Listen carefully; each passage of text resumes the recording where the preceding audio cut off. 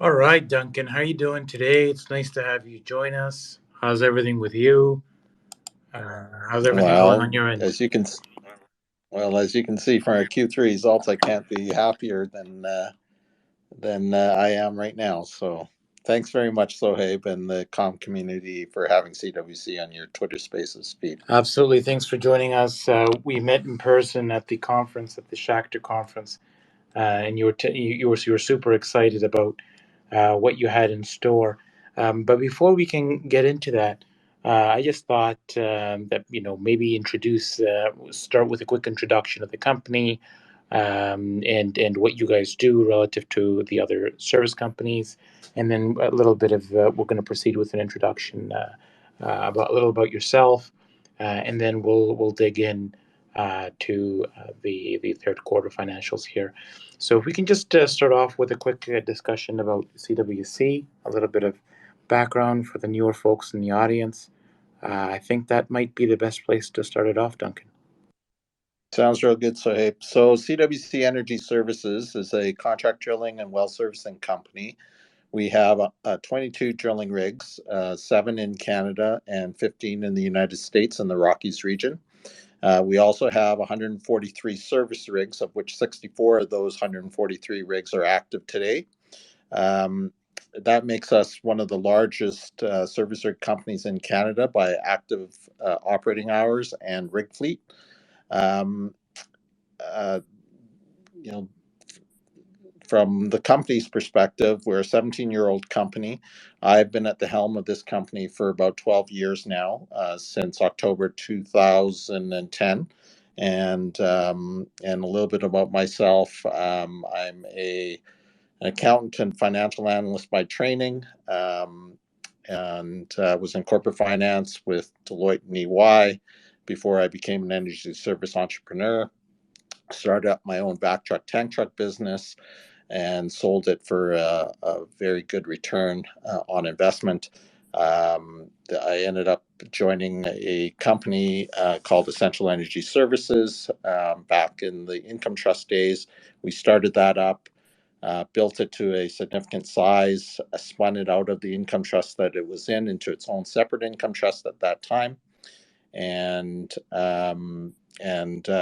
we ended up then buying another services company, which today is called Essential Energy Services. So we are the ones who started up Essential, but we ended up buying another company, and their management team ended up running it. That was Builders Energy Services. Back in 2008, we merged that up. And then I ended up starting up my own private equity firm. Thought I'd be able to take advantage of what happened in the marketplace after the financial crisis. Unfortunately, the banks were not in the mood to put companies under, and so we weren't unable to get the type of assets that we thought we could get in that time frame. And so then I ended up joining CWC's board in 2010, and within a short 3-4 months, the board asked if I would take over as president and CEO of this company. So the rest, as they say, is a little bit of history. As in about 3.5 years, we generated a total return on investment. If you bought the stock on the day that I started with CWC as president and CEO, you would have had a 586% return. And of course, during the last 7-8 years, we've given all of that return back. But the one thing I am extremely proud to say is that if you had still been with us on the day I started, um, given the amount of dividends that we'd paid out in that 2011, 2012 to 2015 timeframe, you would still be up on your investment here today. And even at the low ends of um, uh, before this year, before the stock price ran this year. So I'm extremely proud of that. And I think really from CWC's perspective, we are on to bigger and better things as a company. And, while 7 years before this year was very painful, we did come through it and in flying colors in terms of our cost structure, as well as a much more focused company. Nice. And if we can maybe discuss a little bit about, what you found to be maybe, just along the journey of, doing different things. What are some of maybe the most interesting rides while you've been at the helm during CWC's tenure? Maybe just interesting times, interesting moments. Probably 2020 might be perhaps one of the most interesting one of them all. But if there's any within that 12 year that you wanted to share, would certainly love to hear it. Yeah, I've been very fortunate in my career in the energy services space. I've had two very good wins when we sold our my private company, Richmond Energy Services, the 20 vac truck tank truck business in Richmond, Saskatchewan. I ended up selling that right at the top of the market in terms of $15 an MCF for natural gas, and that was in 2000, April of 2000, or sorry, December of 2005, and then it ended up coming here to Essential, or the guys that bought me Essential. We sold out in April of 2008. Again, that was 6 weeks before the top of the market, $147 oil. So timing has been extremely fortunate with myself, and I kind of was hoping that CWC would have the same fortunes. Um, the interesting thing there is that we almost got out in 2014 prior to um, the OPEC not supporting the price of oil, and so of course we all know what happened there. We had another crash in the oil markets at that time. And so I thought, well, I guess put another notch on my resume here and see if I can get through a downturn in the marketplace. And I'm really happy to report that in those 7 year downturns from end of 2014 to the call it 2021 timeframe, that we managed through that extremely well, and we bought right. And I think today we want to talk about the buying right, and what our growth engine is here for the next at least for the next year coming forward, in terms of the asset base that we just bought, the 10 triple drilling rigs last year at the November 2021, and the 3 triple drilling rigs that we bought here in June, that are going to contribute to our go forward success. So, interesting things I would say would be, there are a lot more black swan events, and there are a lot more compressed time frames in terms of when those black swan events occur. So the things I'm talking about are, we bought assets, doubled our service rig division in late 2027, or sorry, 2017, I should say, in October of 2017. And then we had a good run in 2018 until there was nowhere else to put oil in the pipeline, and Alberta decided that production curtailment was a good thing. So that is something that we've never experienced before. Fast forward a few more years, we're coming out of that here in the end of 2019 and into the first couple of months of 2020, and then we get a COVID event. So what I would say is, nobody can predict those black swan type events, but they seem to be compressed in its time frame, and I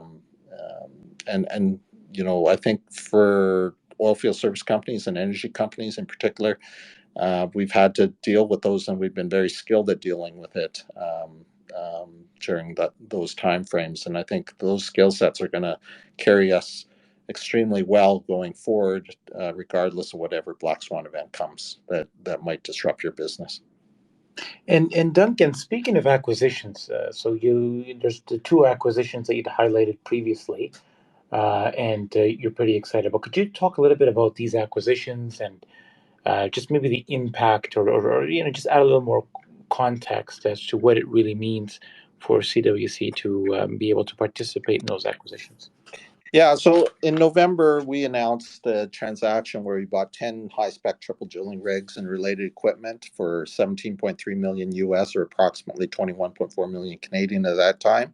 We bought them in Casper, Wyoming, which is not exactly the hotbed of where you would find triple drilling rigs. But we went and did our due diligence on these rigs, and given where we were at in the cycle at that time, you had a lot of drilling rigs sitting against a fence, or at least our competitors did. We didn't. We had 100% utilization even back then, but we were looking to grow. And so while there was not as many buyers that had the ability to pay cash, because if you can appreciate, people still had a lot of leverage on their balance sheet with excess assets. We came in with a cash deal, clean, bought the whole thing, no customers, no crews, and we bought it at 8 cents on the dollar to build new. Today, it would cost, like, we bought those rigs, those 10 rigs, a purchase price, it would be about 2.1 million Canadian. To build a brand new rig like that today would cost about $42 million. So I think that we are very fortunate in the cycle in terms of having a very clean balance sheet. We did it with our credit facilities. We spent the money from a debt level perspective to buy that, and as opposed to raising equity to do it. And now you can see in the very short period of time that we've disclosed here, 10 months later, we have 6 of these 10 rigs working here today, and including the 2 that are in the U.S. That's 8 of 12 that we have working. And so I think that timing wise, we timed it perfect from a purchase price perspective. But now all of that accretion is coming to our shareholders because that debt will be paid back. And we say 1.4 years here in our presentation that we have on our website, but in reality, that it is more likely going to be 1 year in terms of the payback there. So let's not quibble about a couple of months, but the accretion that's going to come from these rigs from a cash flow and generation perspective is going to be highly accretive to our shareholders going forward. So I mean, if I got this right, so the uh, that whole purchase for the 10 rigs would have been around 251 million. Yeah, to build brand new, it would cost at that time 251 million. Today, as one of our competitors actually priced out what it would cost to build a brand new triple drilling rig. It's not that anybody's doing that today. It would be $42 million to build So one. 42 million today. Replacement cost at the time of purchase last year would have been, in November, would have been 25 million, and you guys bought it for 2 million. Yep. Wow. Um, and then okay, that's and so what, at that point in time, like, could you maybe like what was going on at that point in time in the services side? It's not a sector that I followed as Yeah. aggressively that created these opportunities. Yeah. So, I mean, it's a bunch of things, right? You've had an industry that has been bashed by climate change, by ESG profiles, by emissions, and the activity level had decreased during COVID in 2020 and really moving into 2021. And so these assets became available in the summer of 2021. And we believe we were one of very few buyers that actually went and took a look at those assets. But we were also one of very few buyers that could pay cash for those assets. And so the seller on the other side was bleeding cash. They'd been in the business for 32 years, actually, probably longer than 32 years in Wyoming, had made a ton of money, had available, very clean balance sheet, had cash on their balance sheet, and they were dripping cash out of the company every single month because of the activity levels in that area. They just wanted to stop that bleeding. There was an absentee owner, meaning they didn't live in Wyoming. The owners of this business, they were actually from a foreign country, and so we ended up coming in and basically offering the deal that they absolutely wanted, which was get me out of this business, pay me cash. I don't want your paper. I don't want your stock. I don't want any of that type of stuff. And that's probably what our competition was willing to do in terms of doing a deal with these guys because they didn't have the ability to pay cash. So having a clean balance sheet was probably one of the best things that could have happened to us, and our ability to buy this cleanly outright for the purchase price that we did. Now, taking this into account, and then would you like to mention the other acquisition that took place that would have been this year? Yep, yep. So following on to this acquisition, we were able to get these rigs working, and we realized, our board and our management team realized that what we did here in November and took the risk of buying assets with no customer and no people, uh, was working. We proved that to our board, and so the board contemplated the asset acquisition of 3 triple drilling rigs in North Dakota, of similar quality and capabilities as the 10 that we bought in Casper, Wyoming. And so we were able to buy these assets again at very good metrics, not as great as the 10 that we bought at 8.5 cents on the dollar, but these ones were about 17 cents on the dollar. And so the metrics are a little bit longer to pay back on that type of basis, but we think that that's still in the long run and long term going to be a fantastic transaction for us. These rigs had been sitting for quite some time. They're actually built here in a facility in the 2008 and 2009 time period, right here in Calgary. So our guys, our management team, were very, very familiar with these rigs because they had worked on these type of rigs and they knew its capabilities. The seller had already moved to the next generation of rigs that they were marketing in their company, and were not interested in putting out this very capable earlier generation rig into the marketplace. And so we went and made an offer to buy up these assets at extremely attractive pricing. So those Having rigs had been so those rigs had been sitting for quite some time. They're still not generating revenues for us today because we had to go and do what we call level 4 recertification to make sure all that equipment is safe and is capable of working. Um, and so we just completed that recertification process here last week, and we are now actively marketing those rigs to customers, and we do believe that in the first part of 2023 we will have those rigs working. That's really wonderful, Duncan. At this point in time, could we just quickly touch point on the earnings you guys have released, and maybe just anything that you want to point out or draw attention to the audience that may not have previously spent a lot of time looking at the service companies. Just anything to emphasize, and then right after we do that, I'm going to get Nacho, who's joining us from a different time zone, to ask some questions before I open it up to the rest of the audience. So, Duncan, I'll just pass it over to you.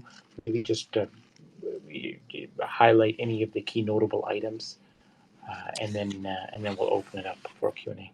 Sure, thanks, Sohaib. So Q3 of 2022 is the best quarter that CWC has ever produced from a financial results and operating results perspective. We did $61.8 million in revenue. That is up 122% compared to last year's Q3. We did adjusted EBITDA, $16.2 million in adjusted EBITDA. And if you look at that compared to our first 6 months of 2022, we did 16 million. So we did more EBITDA, slightly more EBITDA in Q3 than we did all of the first half of 2022. On a net income basis, we did $9.5 million in net income, and for the 9 months ended 15.6 million. So these metrics are extremely good. 122% revenue increase compared to 2021. 200% EBITDA increase compared to Q3 of 2021, and 368% net income compared to Q3 of 2021. And so those type of results are the best in our company's 17-year history, bar none, of any period, of any quarter. And as you can appreciate, Q3 usually is not the strongest quarter in an oilfield services company. It's usually the Q1 period, and we believe that we will just be increasing from these type of numbers into 2023 and the Q4. Well, not necessarily Q4 period, because Christmas gets in the way there in terms of rigs shutting down and consultants wanting time off. But we do certainly think that these numbers are achievable, and even more so in Q1 of 2023. And could you talk a little bit about your the enterprise value to adjusted EBITDA multiple you talked about? At the last presentation I attended, you talked about like historic multiples that you guys typically see, and then between maybe 6.3, somewhere with 5.2, 4.9, within that range, relative to what you guys are currently trading for at the moment, and just maybe draw some context as to how you guys are doing relative to how you're performing relative to what you guys are trading at. Yeah, sure. So historically, our company is traded, and the oilfield services space for contract drilling and well servicing companies have traded in around about a 5 to 6 time EBITDA, trailing EBITDA multiple. So just to give you some context, in December 31, 2021, for the EBITDA that we generated, we are trading at the end of December at about 6.3 times. In May of this year, after the invasion by Russia to Ukraine and everybody was buying energy, we were trading in around a 5-time multiple range. And now at the end of September, where everything got sold off because people worried about a global recession, we had fallen down to a share price at the end of September of 19 cents, which given the type of EBITDA that we are going to generate for 2022 is around a 3 to 3.2 time EBITDA multiple. That 3-time multiple is extremely attractive in terms of the share price. We released our results here on Friday, which thankfully the market liked and bought the stock again. I think we closed up to 29 cents here today and yesterday, which really, from an EBITDA multiple perspective that we are forecasting for 2022, is around $43 to $45 million conservatively. It still gives us just a multiple of just over 4 times. So even at the 29-cent level, it is our belief that we are not trading at the same. We still have room to go to the upside, even if you were to price this at a 5-time multiple of EBITDA.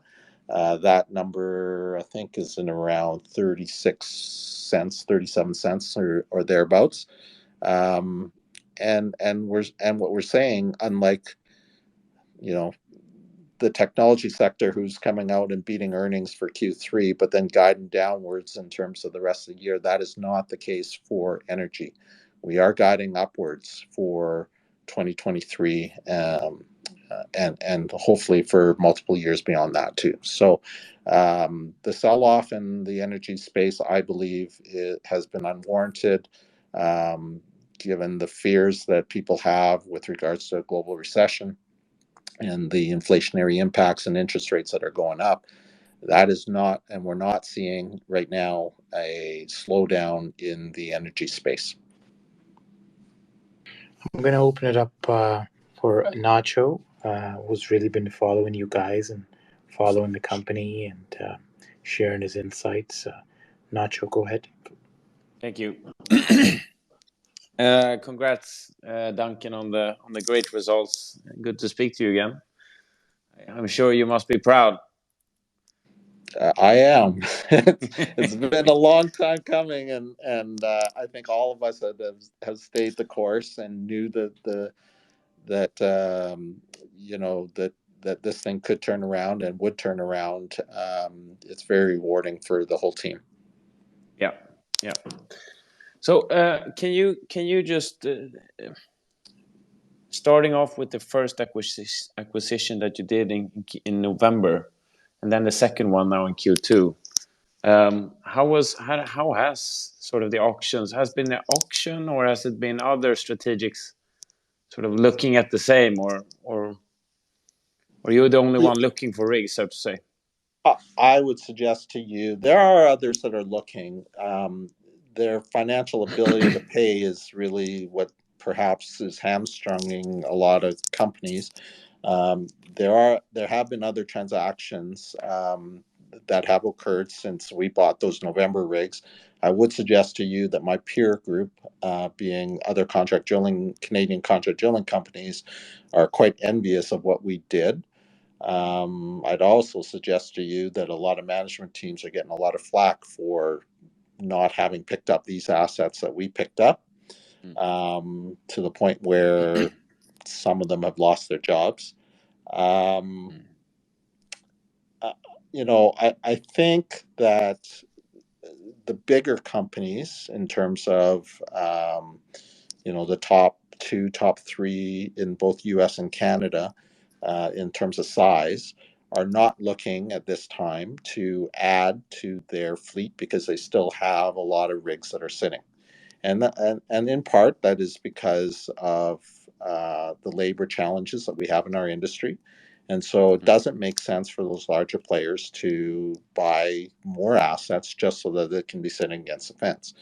Now, we have been extremely fortunate to have executed and taken the risk that we believed that we could staff these rigs, and that is exactly what has happened. Um, Right. on our U.S. side, we started with 0 people in the U.S., and now we are up to roughly 180 employees in the U.S. to staff these rigs.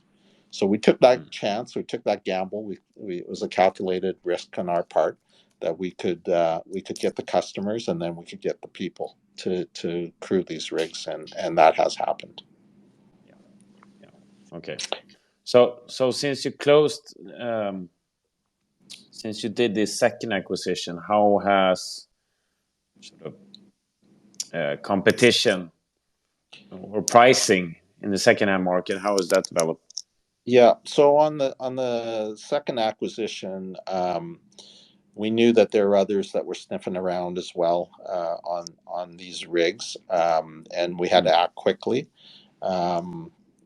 Fortunately for us, we were able to get our board together in a very quick manner and make some decisions as to whether this was something we wanted to do as well.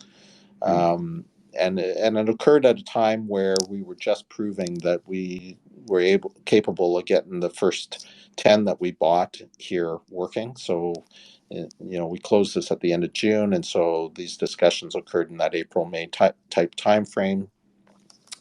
And of course, our rigs were just getting started in terms of customers and crews. So it was an extremely busy period of time, but our board had very good confidence and faith that our management team could get this done. And so they went ahead and approved the transaction that we brought forward to them. We're able to close this in a very timely manner. And from a marketplace perspective, I think some of my peers, I believe, didn't think that there was another transaction of this type of value out there, and we've proven them wrong again. Yeah. So 15 of your 22 drilling rigs are now active, and 4 of the 10 rigs that you bought in Q4, I want to remember that they are not working, right? That's right. So just so you have an understanding of what we thought we could do with these rigs, of the 10, We actually thought we had 10 good rigs without having to put any capital expenditure into it, other than startup costs to get them back up and going in decent operating condition, which is not a material amount of money to do that. We were surprised that we actually got 6 of them that could do that, but we actually thought, we were going to get 5 good rigs and 5 not so good rigs. As it turns out, it was 6 good rigs and 4 which we knew that we would probably have to spend some capex on. Where we are now with those 4 rigs is if they are to go out the door, we would need to have a customer commitment that would end up paying for the capex costs on those rigs.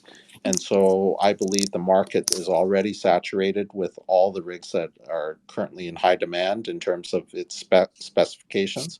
And so the next set of rigs that are going to go out the door, and I'm talking about an industry perspective here, both Canada and the US, the next set of rigs that are going to need to go out the door need capex, whether it's coming from us or whether it's coming from our competitors. All of us are in the industry are being extremely disciplined in terms of having signed contracts to pay back the capex costs on those rigs.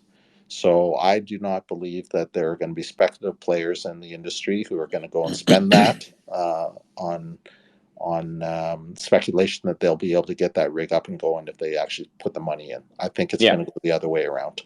Yeah. And the 3 rigs that you bought later, I mean, what are? I assume those are better. Yeah, those are from a spend perspective.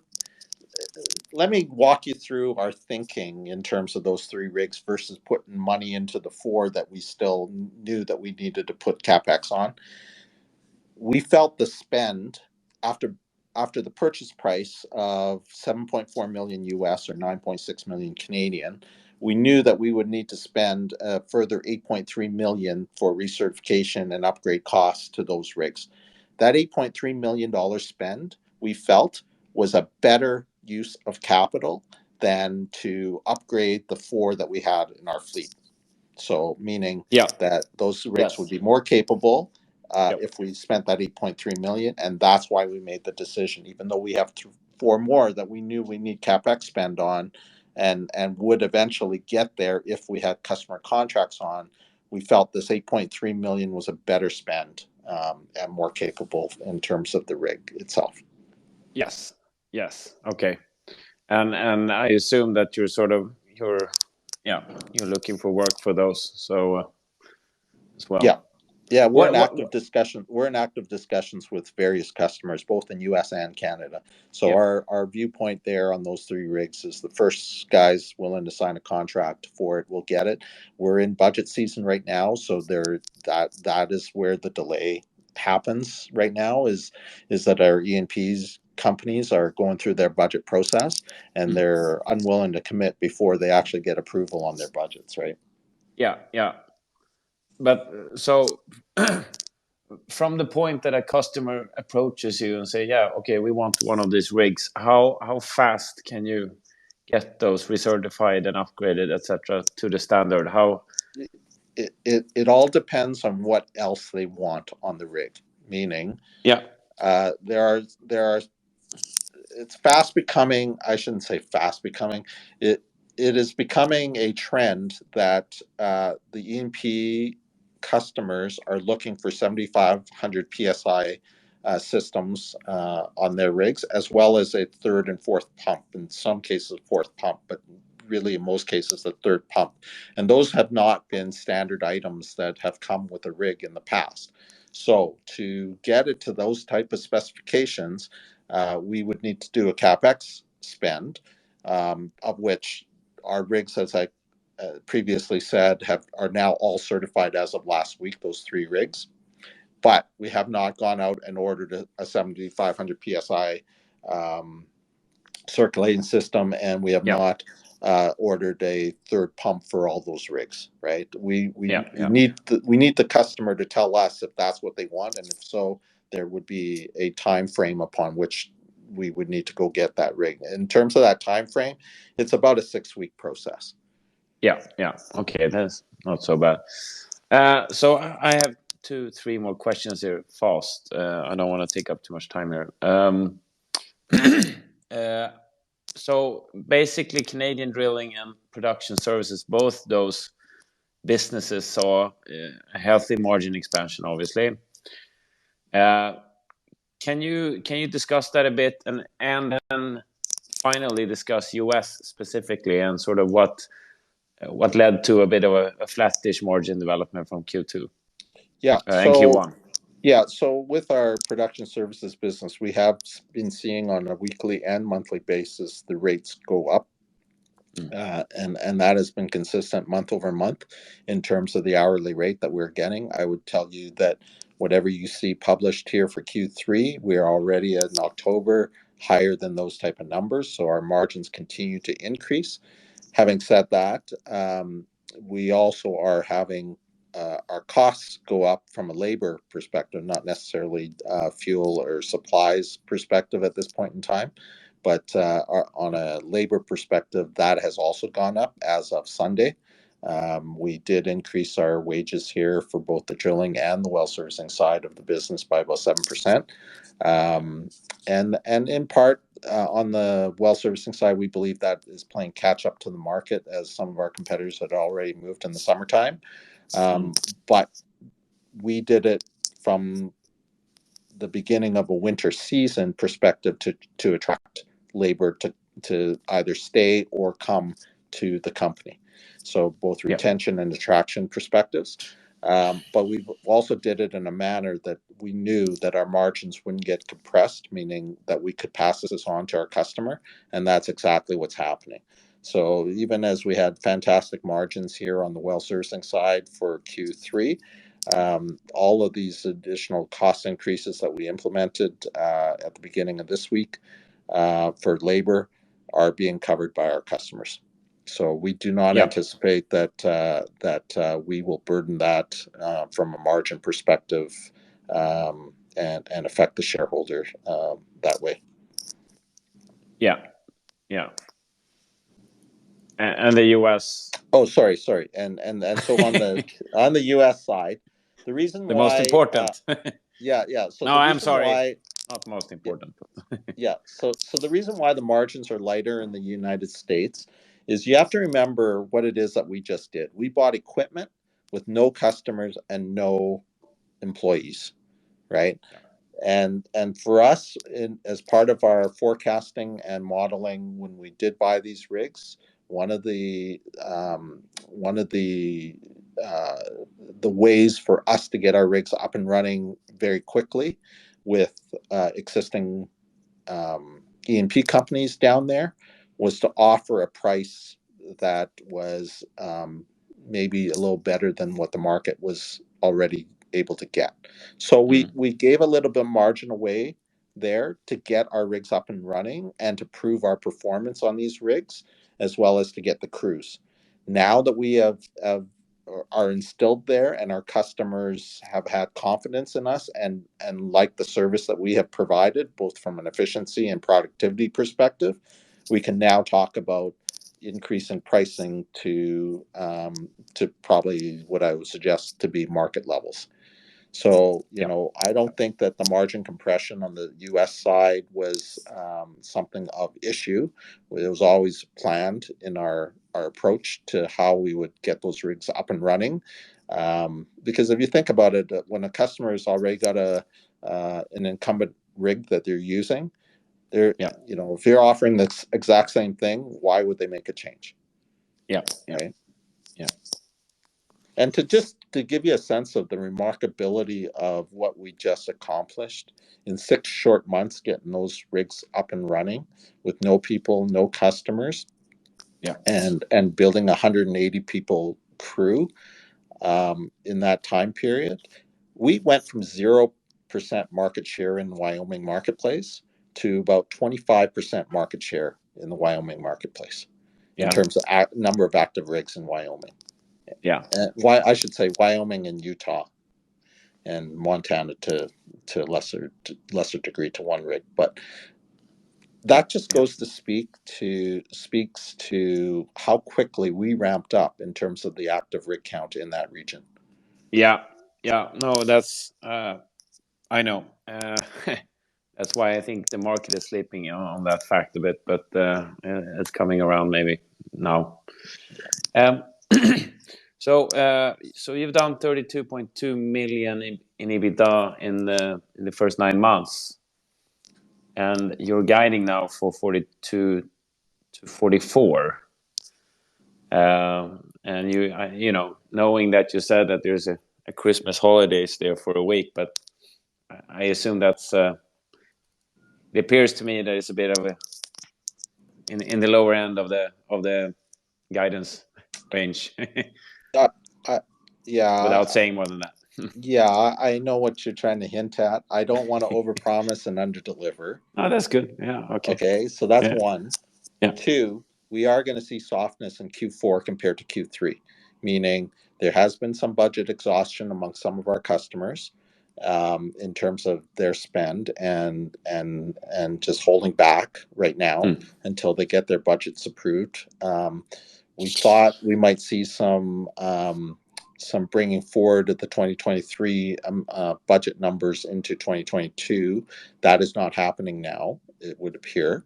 And so we just want to be a little bit more conservative on that front. We also are of the belief, based upon what our customers are telling us, that the drilling rigs in particular, will start coming down in around the beginning to middle of December, which then will give these guys an extra 3 weeks holidays before coming into January 2023. And so that's going to have an impact in terms of, if you're just comparing Q3 EBITDA of $16 million to what we can generate in Q4. So, I mean, if I'm saying 44 here as the midpoint of EBITDA, then you're basically saying 12. And while I think we'll be able to do a little bit more than 12, I don't want to say that I'm going to get to the same level that I'm at in Q3 at this time. Right. Okay. But were all 6 rigs from the first 10 acquisition, were those working throughout the entire Q3 period? Yeah. Yes, they're all still working. I right now we have 15 drilling rigs working. Right. Okay. So I have a final. I mean, I guess shareholder sort of capital allocation and stuff like that. I think I would be in listening mode after. But I am, touching base here on what you said there on the comments, that clients are customers are being a bit more cautious. And then you sort of look at drilled but uncompleted wells and well productivity, etc. I mean, is this when you said that comment, is that primarily to Canada or is it in the US or both? Well, here, let me answer it this way. I'm one person, and my thoughts are based upon what I'm seeing in our company. What is better is an industry analysis of what people are collectively thinking. So, about 11 days ago, ATB Capital Markets put out a survey based upon input. They basically put out a survey to energy service companies, E&P companies, as well as institutional investors, on a number of different topic items.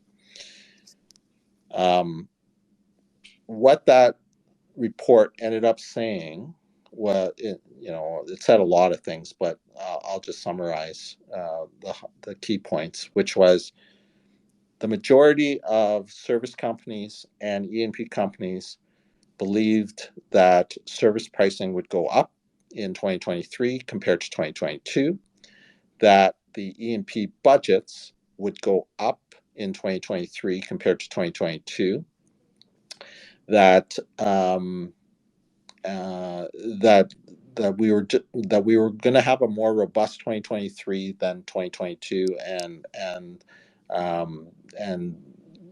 the cash flow coming from the sector in our customers' hands was going to be continue to be extremely disciplined with regards to shareholder-friendly things, meaning they were going to continue the same path that they are on now, but they were going to increase their budget slightly, or not slightly, but modestly in 2023, but they were going to continue to give free cash flow back to shareholders.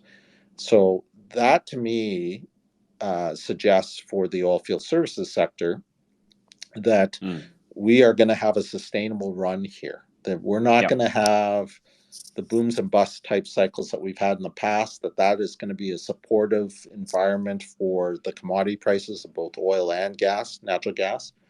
And so I think that is a good dynamic for us in our industry in North America. Longer term, if you look at the global dynamics, what I think is happening from an investor perspective right now is that they just do not believe in a global recession, the demand destruction that would occur in a global recession for oil or gas, that it would be needed. That's too one-sided of taking a look at that equation on a demand destruction basis. What people haven't appreciated is the ability to turn on the taps from a supply perspective, and we are already there. Like, we're in a supply shortage. Like, if you look at how much of the production coming from North America, and in particular the United States, that came from DUCs or drilled but uncompleted wells, those things have now been depleted. In 2023, that number is 0. There will be no drilled but uncompleted wells. And so you will need to drill if you're going to continue to keep production flat. Yes. And that's been sort of part of one thing that has got me into this. But also, but can you, I mean, there's been a few guys here in the mafia here that, they discuss well productivity and that they rebranded as members, Nacho. Oh, right. The car members. And I've seen some data lately. I mean, can you put sort of drilling and CWC in context of what you're seeing and where do you think well productivity is going, and sort of resource quality or basin quality, inventory quality, if you will? Yeah, I mean, I think those are better answered by our customers in the E&P space in terms of the well quality. Yes, of and course. I'd ask you to ask them, because they see that data on a daily basis in terms of that. Yeah. My general feel is that the best, Canada's got a huge resource, right? And I think the well productivity on some of those wells, we'll still see better wells potentially. But in the United States, I think that the best wells are done. And I think from a North America perspective, I think Canada's going to have its day eventually.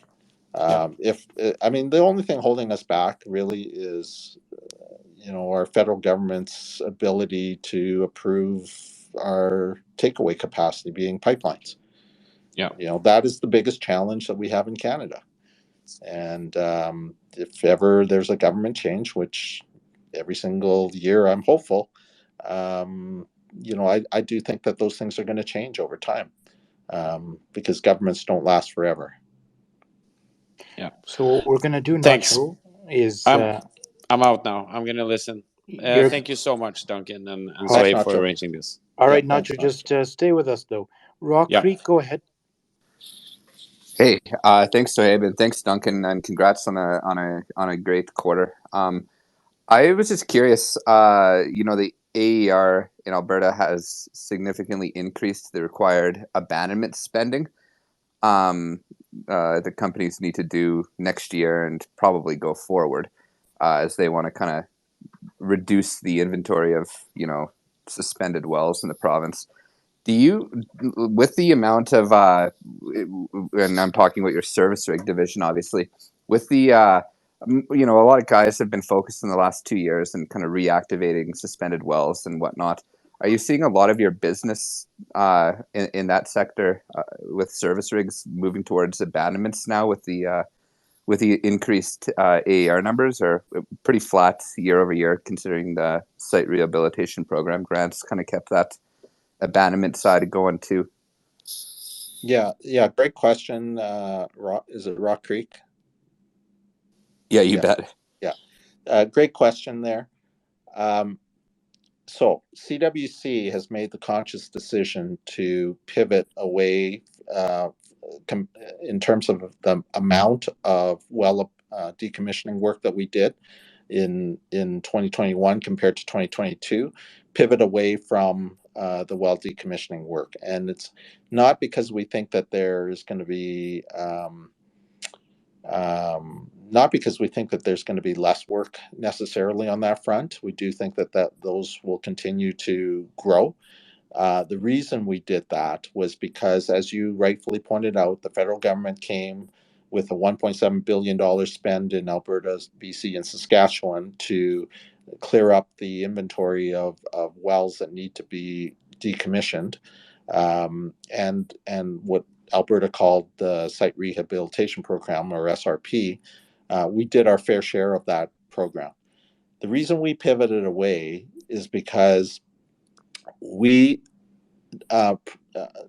view that the production services work, meaning the workover and maintenance work, is much more important and much more desirable for our E&P customers, because if you know, it really boils down to this.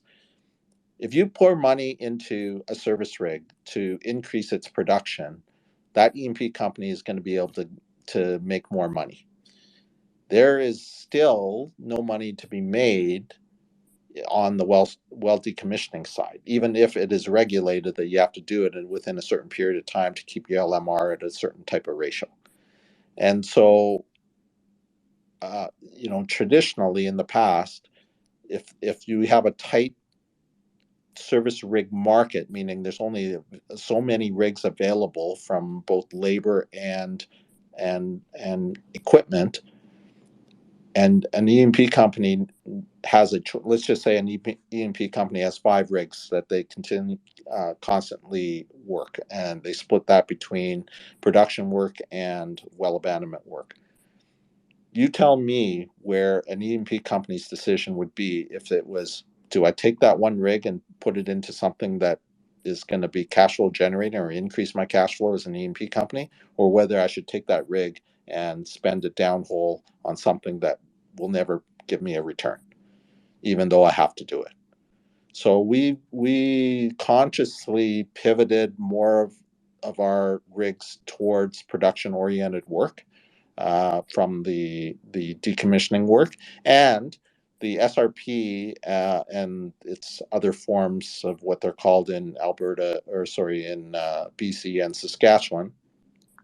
That program by the federal government is going to end here in, I believe, February of 2023. So there's going to be a bunch of rigs that are looking to, if in fact E&P companies don't end up spending their own cash on decommissioning those decommissioning those wells,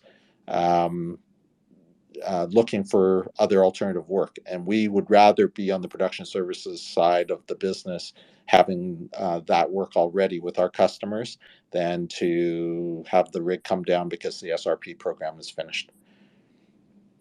Having said that, OWA is also, the OWA is the Orphan Well Association, and they are in charge of cleaning up wells that have been abandoned by defunct E&P companies. And so that program will continue to grow, and work continue to be done. But this company's focus is going to be on production-oriented work. Having said that, we will always do well decommissioning as well. It's just not going to be as big a percentage in terms of its revenue generation.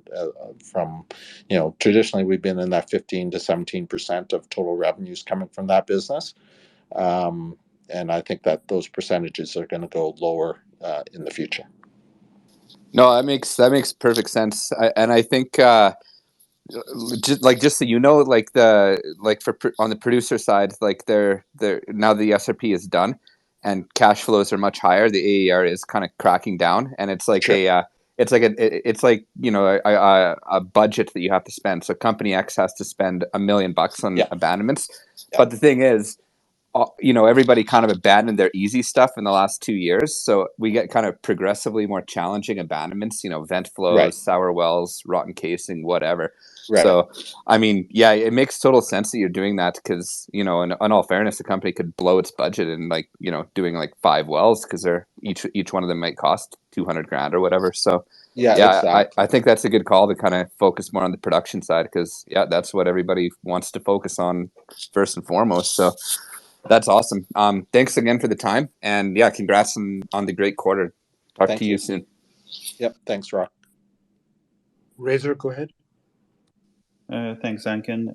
My question is related to kind of the macro and the DUCs, the ducts that you mentioned, and how kind of to think about within the context of CWC. So in the States, the production is basically flat for the past 5-6 months or so at 12 million barrels a day, and the rig count is kind of hovering around 600.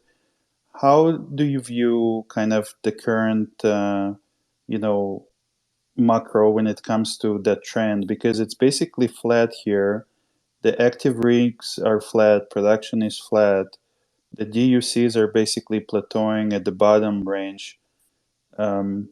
Looks like it's really a call on demand. How do you view this in the context of your business? Thank you so much. Yeah, thanks, Razor. So I agree. I think that the United States is going to continue to stay flat at least for the next year. But I do think that the budgets are going to start increasing. And this is a little bit of speculation on my part. Everybody is holding their cards tight to their chest until after the midterm elections that are occurring here in 7 days or whatever it is now. But I think the outcome of that election is going to dictate where these E&P companies, and especially in particular the United States, is going to do from a spending perspective in 2023. I don't think you're going to see a major increase. I just don't anticipate that at all at this point. I do think that they will spend more than they did this year. And I think that's a good thing. I think that the world is going to have to wake up and realize that we need to spend a whole lot more on the on the supply side if we are to have energy security for our own countries and export for globally. So but I just don't see that we're incentivized to go do that. I mean, if you think about the political picture, they're basically telling E&P companies, there's no incentive for you with windfall taxes and everything else that's on the table for discussion. There's no incentive for you to continue drilling more and growing our supply. You might as well give it back to shareholders, which should come as no surprise to everybody in society that this is the outcome from an E&P board and management perspective, that they're going to return free cash flow to shareholders. I mean, you basically said that you don't want this energy source being ramped up, and now you do because there's a problem. But there's no incentive because every time you continue to make more money, they're basically saying we want to tax that, or that you basically need to go spend that on reducing emissions, which I agree with. I think we should, but it's at a measured pace, not at the pace that perhaps governments are asking us to do. Razor, did you have a follow-up to that before we go to Joe? Did you have a follow-up to that, Razor? And so basically, thanks, Duncan. In the context of DUCs, basically you just see them flat at this point going forward, right? Yeah, that would be my base case. Yeah. Thank you. Joe, go ahead. Hello, Duncan. I'm glad you're jumping on the comm chat. That's fantastic. I know we got together a few months ago and chatted about it. So nice to see you and Sohaib organized that together. Good job. Hey, just a quick question for you. You presented at the Schachter conference. What were some of your takeaways from that conference?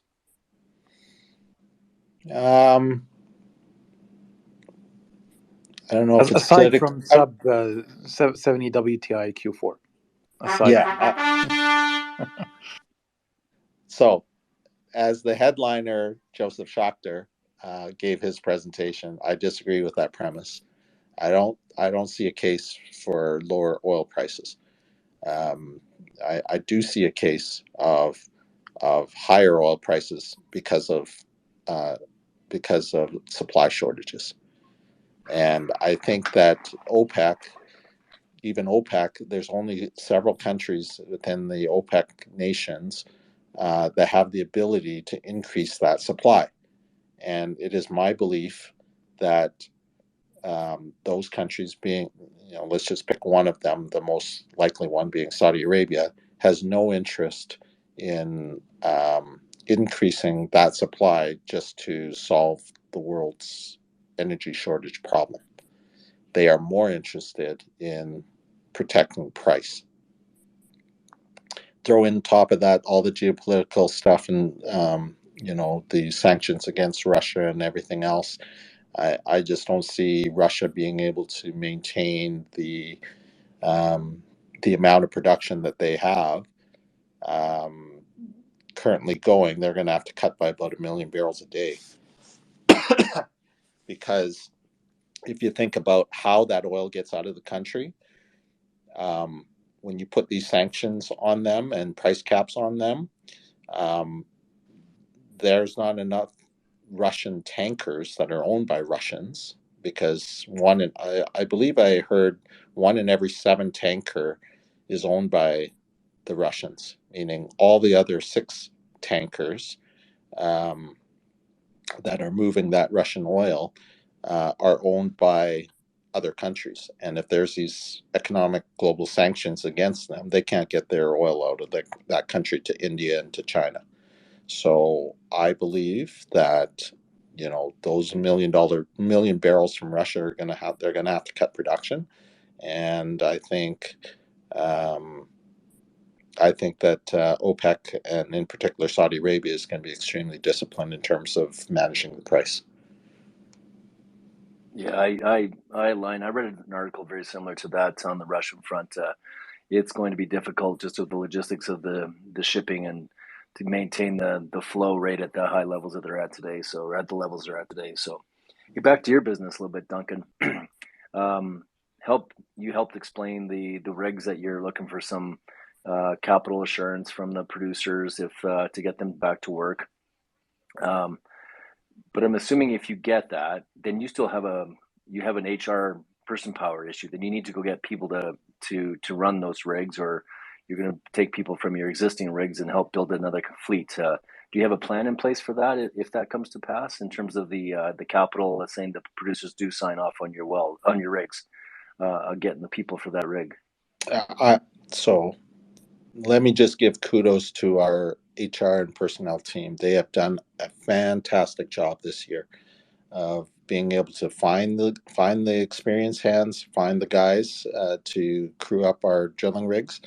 Um, a little cat out of the bag. The first of those 3 rigs that we are talking about that we bought in June, we already have the crews for them um, for the first rig. Well, that's So great. so we have lined up from a personnel perspective. Uh, we've been able to achieve what we wanted to achieve from a labor front perspective. Having said that, it is not easy. And in particular, it's not easy from not the necessarily experienced guys, because we know where those experienced guys are. It's from the lower end, entry level positions, the new guys coming into the industry. We get tons of applications, but the issue at hand, and it's always been this way in our industry, is the turnover at those levels. They come in. I mean, the amount of people that come in at those entry level positions that stay um, beyond 3 months it's a poor ratio, right? They come in, they try it, don't like it or what have you. And in part, the reason why we increased our wages here earlier this week was because we wanted to make sure that these guys that work, in nice weather in the summertime are going to stay for colder weather in the winter. And because we can't afford to have them turn over as much as we've seen in our statistics right now. So, we're hopeful that that's going to incentivize them to stay. Um, and so overall we've had lots of different strategies in regards to getting these type of people. You have to remember that in the rig business and the field hands side, it's about who you work with and who you work for. And so if you get a really good rig manager, and guys like working for him, they're going to follow him. And so our trick is to make sure we get the right guys that are going to have guys come along, right? So Yeah, whether that that is makes sense. stealing from our competitors or what have you, or our own contacts that we've had from the past. I mean, you know, not every company is built the same way in terms of how they deal with their employees, and we think that we've done right to all of our employees on that front. Where times were soft, I mean, they understood, but we treated them with respect, right? Whereas I'm not sure everybody did the same in our industry.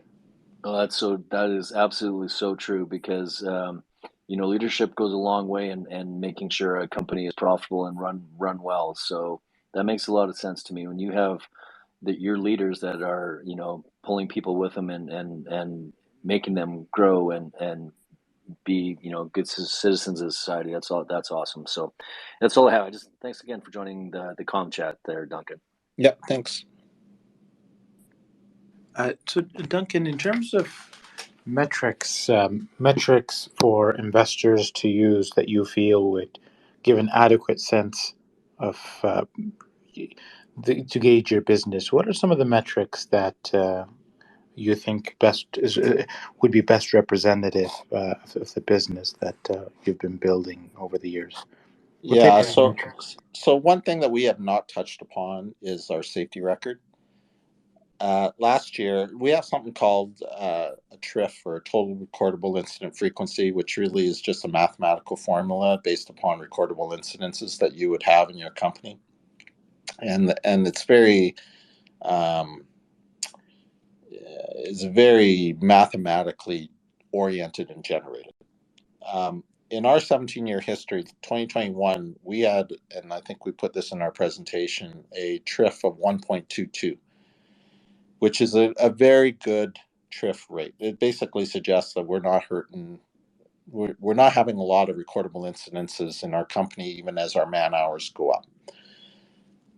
What I'm really proud to say is in 2022, even as we achieve these record results, which we cannot do without people, which means our man hours are going up, our recordable instances, knock on wood, for the 10 months ended is lower than what it was in 2021, meaning we are now below 1 times a TRIF rate, which is fantastic. And so I'm extremely proud of our ability to ramp up our man hours in our company, achieve record results, but doing it in the safest manner possible, meaning we're not hurting guys out there. And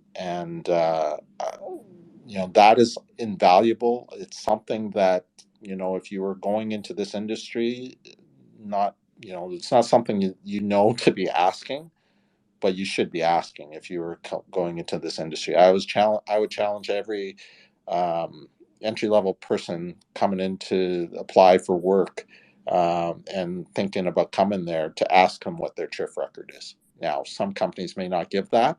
I don't know if we do or don't to any new hires, but it's something that I would ask if I were, a young person and looking to get into the industry, is what is your TRIF record? What has it been? And we're proud to say at CWC that's been trending downwards, lowest level that it's ever been in 2022 in our 17-year history.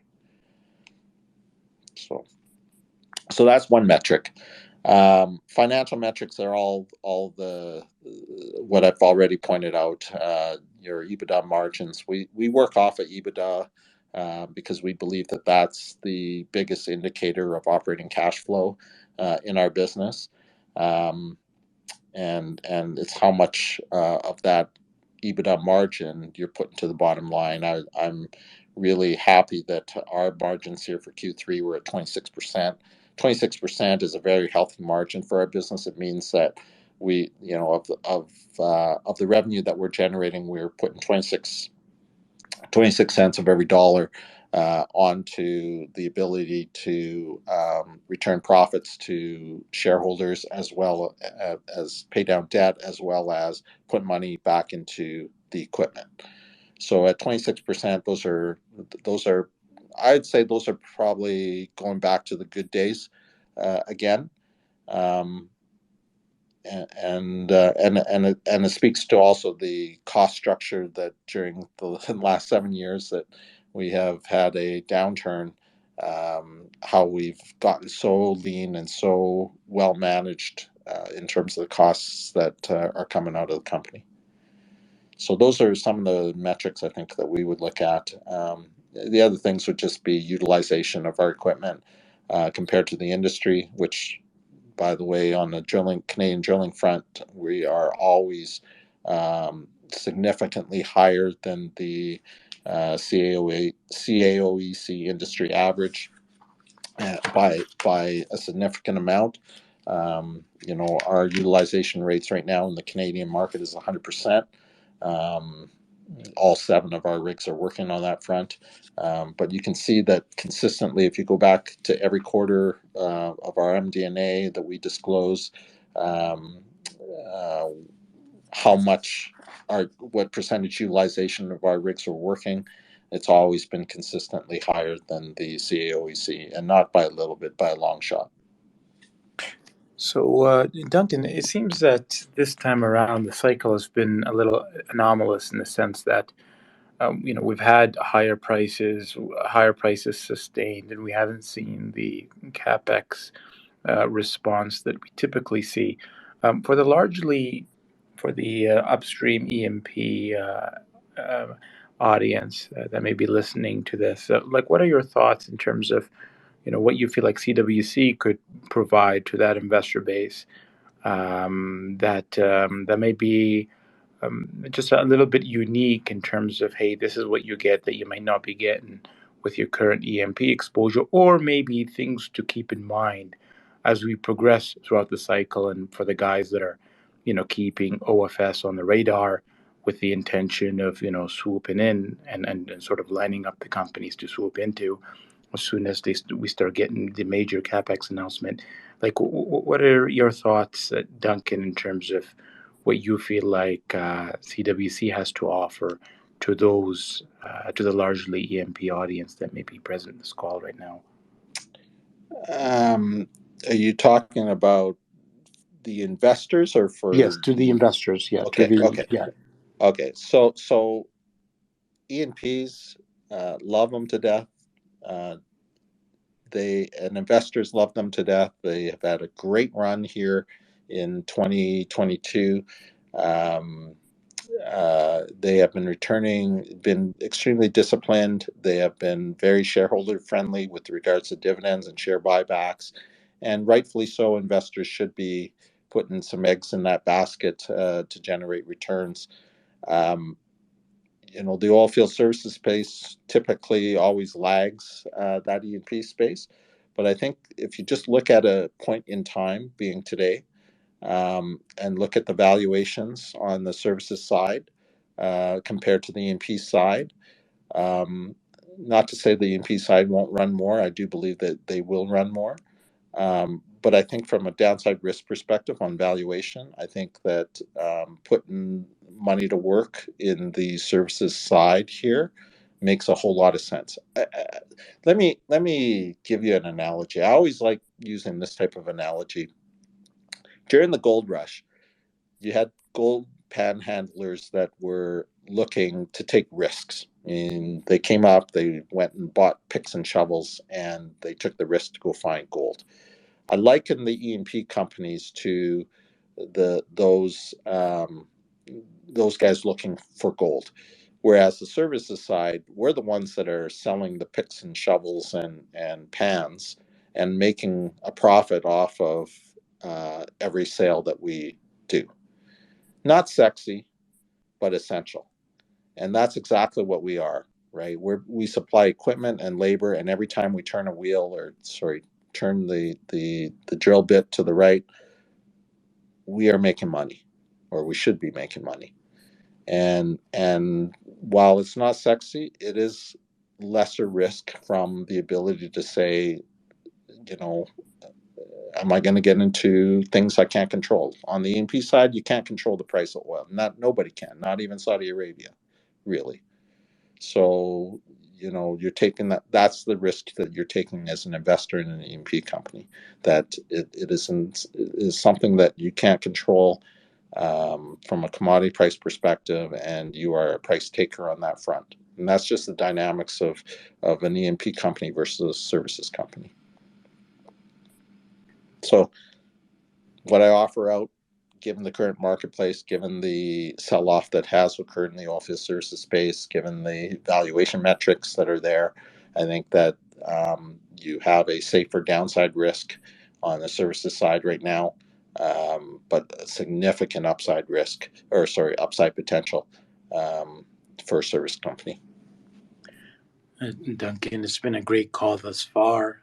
We're hitting the almost an hour and 30 minutes here. I wanted to check in with my co-host and see if he's had any questions on his end before we wrap up here.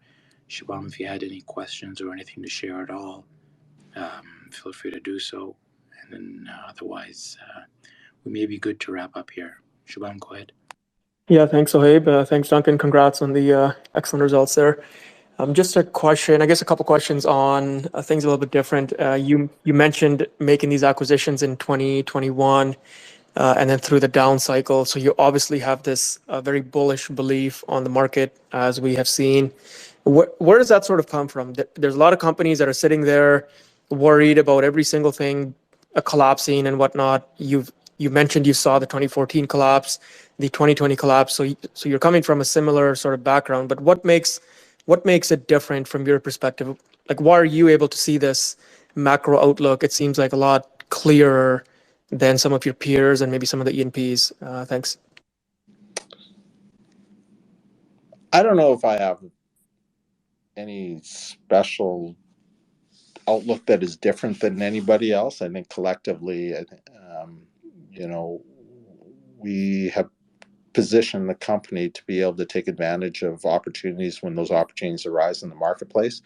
And in particular, I mean, if you really look at us versus, say, the largest drilling rig contractor in Canada, I mean, they spent a ton of money on their rigs during the good times, in the billions, and they did it with debt, and they're still paying for that today, and they're able to pay down that debt now, but it was touch and go for the last 7 years in terms of that leverage ratio, whereas we never put ourselves in that position from having those type of debt leverage ratios.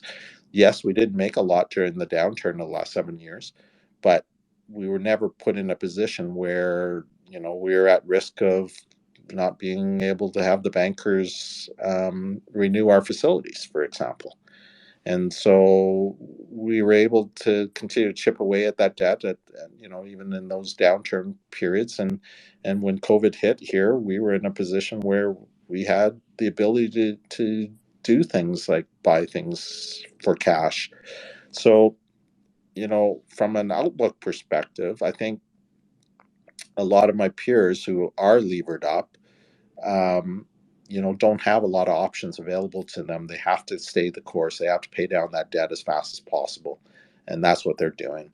And for us, when those opportunities present themselves in the marketplace in terms of buying assets at great prices, we can take advantage of that. And that's going to all ultimately lead to long-term shareholder value for our shareholders. I just see, us being in 2023, being able to do the things that the E&P side's doing today with their record cash flows, with dividends and share buybacks. I think that the services sector is, for those who are in very good leverage positions, are going to be able to do that for their shareholders going into 2023. So, I don't think I have any unique sites. I don't think we're necessarily bigger risk takers or anything of that nature. I just think that we managed the company well from a debt level perspective versus maybe some of our peers who basically refurbished their entire fleets at the good times, but did so with debt and got themselves into a leverage ratio that is probably not desirable in a downturn market. Right on. So more a factor of just having that liquidity and cash possibly on hand allowed you to make that. Okay, right on. And then the other question I had, I was reading your Q3 results, and you have about 70 or 80, looks like, service rigs that are not active right now. Do you expect those to pick up materially as maybe capital returns to space, not on the drilling side, but people go and buy these, let's say, wells from the OWA or other suspended wells, and they want to bring these with workovers and whatnot? Or just some comments around that. Thanks. Yeah. So if you look at my page 4 of my presentation, where we talk about every available crew that we have on our rigs is working. If we had more crews, we'd have more rigs working. That is specifically related to our service rig business. I mean, as you rightfully point out, we have 70, 80 rigs that are sitting against the fence.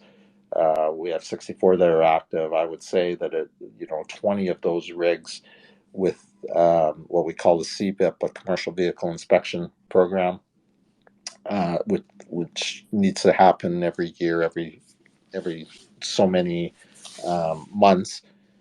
It needs an inspection. We have a bunch of those rigs sitting against the fence where it's about a $30,000 spend to get that rig roadworthy, which Alberta requires us to do.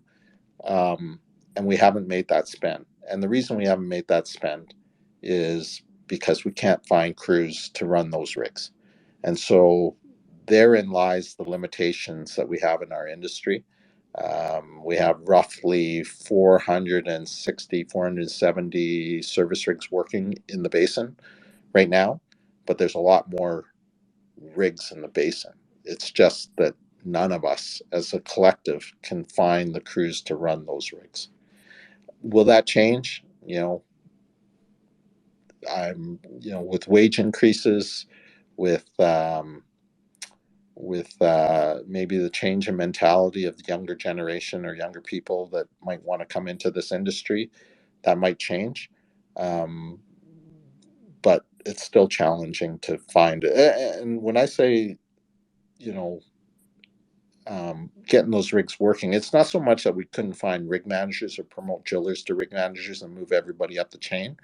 It's that bottom level that we need the stability on, and to find the floor hands that are going to stay and make a career out of it for the next 30 some years. I mean, we just don't have that in our industry right now. And that is traditionally in the past, money was what did it in terms of getting those guys to come.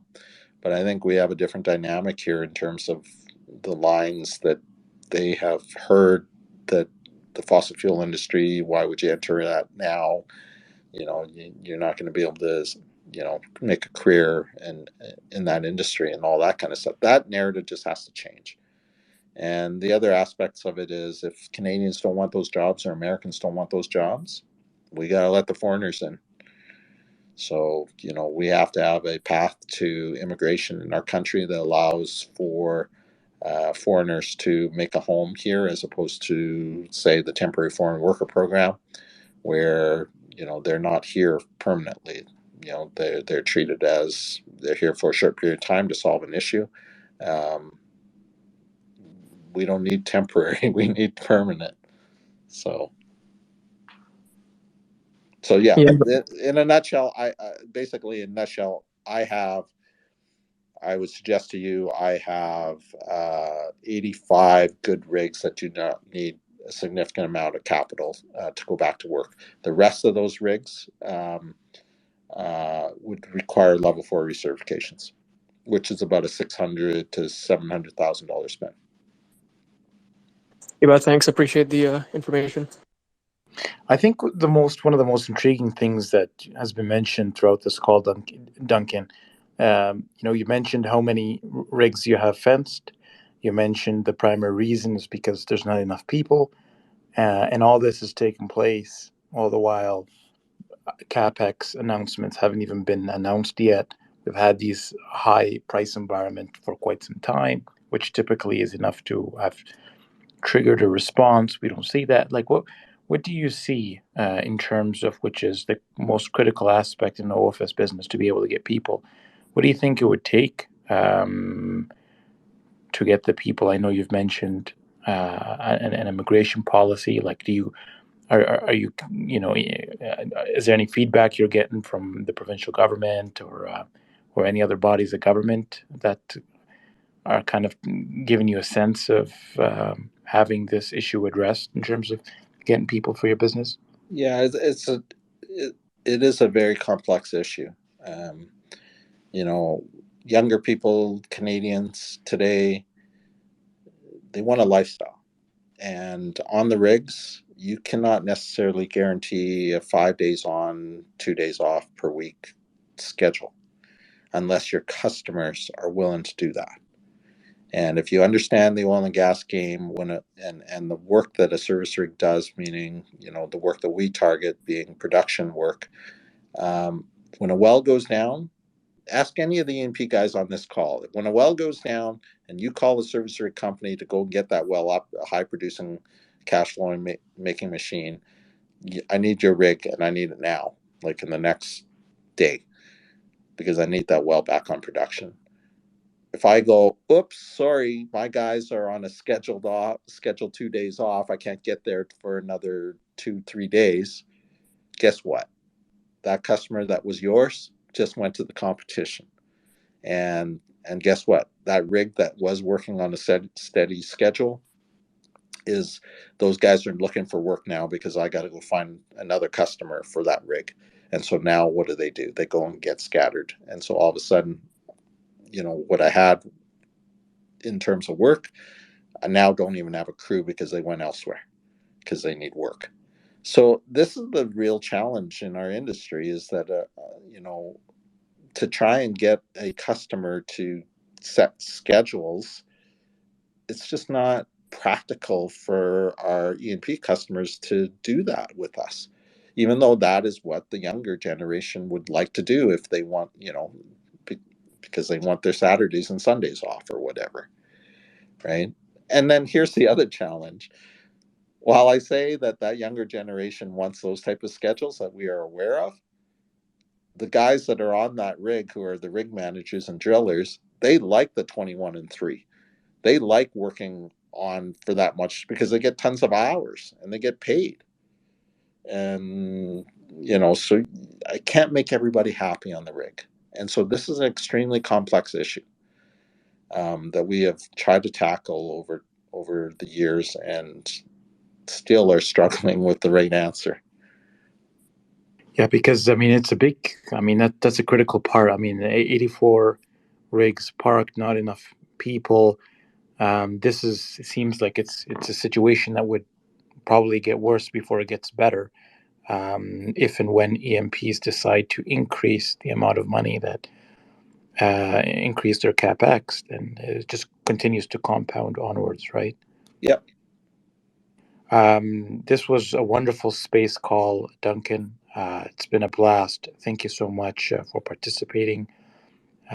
Great knowing about your company and learning about it, and sharing the story with everyone else that's followed along with us on this journey of understanding Canadian oil companies and services a little bit better. It's been congrats once again, Duncan. If anyone else on stage had anything else to share, closing statements, closing remarks.